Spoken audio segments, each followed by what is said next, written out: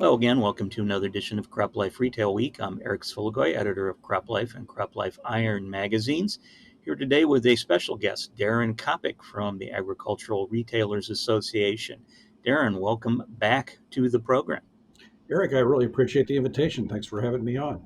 Yeah, I think we had you on much earlier this year, but it's been 5, 6 months since we've seen you on camera. Although I know you and I about 2 weeks ago were together in Kansas City at the first ever PACE executive forum. So before we dive into what we're going to talk about today, I just wanted to ask you, what were your takeaways from that first ever meeting that we've had as CropLife with those folks in the marketplace getting together? I thought it was a unique and very useful meeting, and part of it was the content, the speakers that you had on the platform, and the things that they said. But part of it was also just the structure of the meeting. The size of the audience was such, and the flow of the agenda was such that you could actually walk up and talk to any of the speakers afterwards, which isn't always possible in one of the larger meetings. And I did some of that.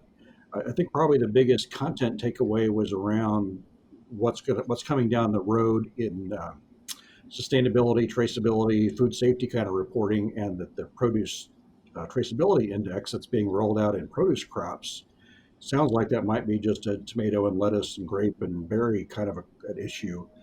But if the same buyers that are buying commodity crops are buying those crops, chances of them adopting two different systems are pretty small. So it's something that we need to pay attention to and probably make some preparations for. Okay, well, great. Well, I'm glad you got that out of the meeting, and of course, appreciate the feedback. We'll share that with our folks here.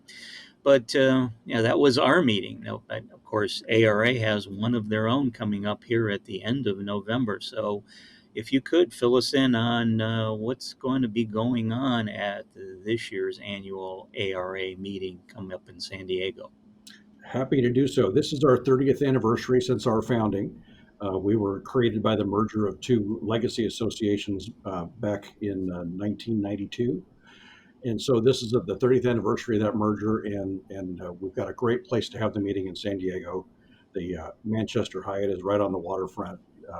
Can't ask for a much nicer place to have a meeting. I'm really pleased with the lineup of content we have this year. The speakers and topics that we're covering, I think they're really relevant and important for ag retailers.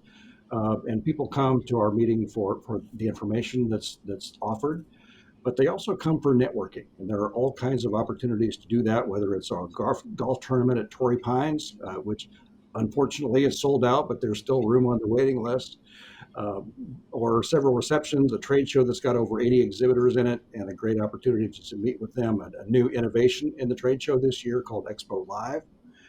It's very similar to what you did at Tech Hub with small presentations, kind of a TED Talk for ag tech, if you will. So a lot of things going on at the conference and a great place to have it. Okay. Now, since you mentioned this, of course, the 30th anniversary celebration of ARA, do you have any special guests, special sessions that are going to be celebrating that anniversary?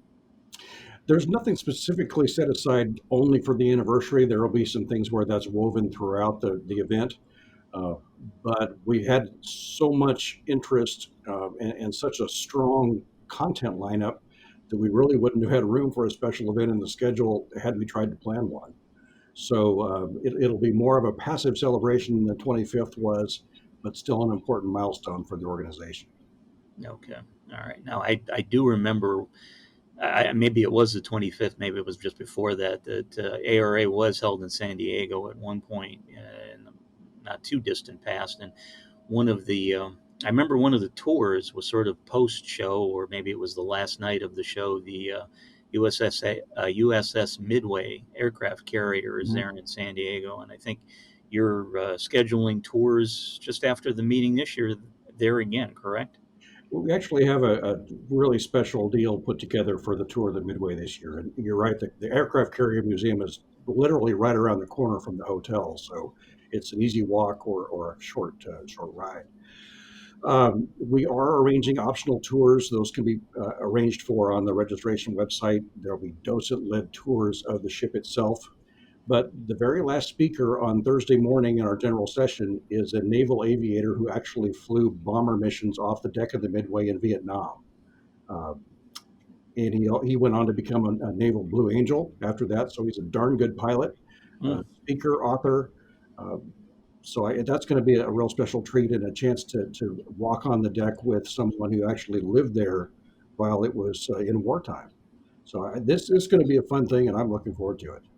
Yeah, and speaking of speakers, of course, I know we're actually kind of, I guess, sharing one, if you will. I know at the event we were at a few weeks ago, Ken Zuckerberg was one of our speakers, and I guess he's on your agenda as well. I believe on the second day, correct? That's right. We've got the content laid out so that it looks at the future. And then there's four different presentations that focus on different things about the future. We start with Peter Zahan. He talks about the world of the future, geopolitical author, speaker, expert. And of course, there's nothing controversial going on in the geopolitical world at the moment. So that'll be really simple and straightforward to talk about. And he does a great job with this topic. Then we move to agribusiness industry of the future, which Ken Zuckerberg will speak for our agenda. Analyst at CoBank who comes not from a traditional ag background, but really good financial analyst and trend spotter within agribusiness. We have Aimpoint Research and Farm Journal doing the Farmer of the Future, which Aimpoint, that's a proprietary research product that they have, and it's been updated and will be presented there. We have an ag tech panel, five different people who are tech experts in their own right. Each one of them could do this 90-minute workshop on their own. So I think it'll be a great opportunity for people to kind of introduce topics and then follow up with questions afterwards. And then the last piece is retailer of the future, where we talk to four different retail business leaders about what do you see in the next 3 years and what is it you're going to be doing in 3 years from now that you're not doing yet? Those kinds of questions. So it should be a really informative and timely setup of topics. Very good. So, of course, the event itself is being held November 29th through December 1st in San Diego, California. And when this video airs, it'll still be about 2 weeks or so before folks to decide if they'd like to come or not. So, Daren, if they're interested, where could they go to find out more information about registration and, I guess, more importantly, this time of year, housing? Yeah. So all of that is on our conference website. You can find that at www.aradc.org/conference, or just find the events conference tab on the main website. You'll be able to register for conference there, purchase tickets for extra events, make your hotel reservations, all in that one spot. The online registration will stay open through Friday, November 18th. At that time, we take it down so that we can get all the badges printed and all the packet stuff and all the materials prepared. But if folks haven't been able to pull the trigger on it by then, we do offer on-site registration. Just walk up to the registration desk starting on Tuesday, November 29th. Very good. All right. Well, yeah, for those of you who are planning to attend the ARA meeting, myself and Daren, look forward to seeing you. I know from the CropLife side, we have a couple of events kind of going on in conjunction with yours.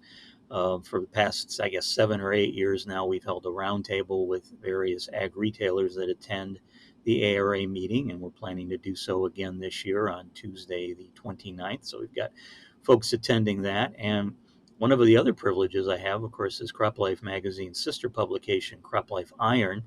Every year we nominate 5 worthy products that came out in the prior or this calendar year that compete for the Product of the Year trophy. So we had voting on that over the last month, and that is now complete.